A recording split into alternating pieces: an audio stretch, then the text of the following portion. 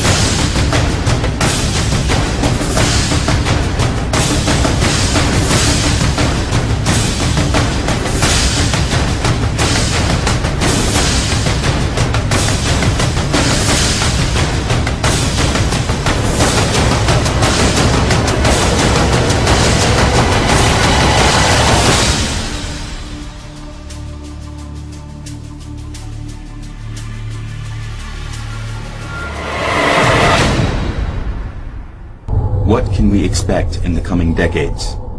The prospects of technology appeal to people's deepest fears as well as to their highest hopes. A rational debate about the future seems no longer possible. In fact, such discussion by definition is beyond our human capacities. Aren't we still too human to be prepared for becoming transhuman? It is an enormous privilege to be alive right now and to be a part of this movement, and it's a very difficult time. I don't deny that at all. I look at it more as a birth pain, that here is this change that's occurring and we're coming down the birth canal and there's blood around and it's a difficult process, but it's a birth that is occurring. It's not a death. And I think that when future humans look back on this era from several hundred years in the future, they will not remember this time as one when we squandered the resources of the planet, when we destroyed our planet essentially. They'll look at this as an extraordinary moment in time when we developed the basic technologies, the basis for their societies.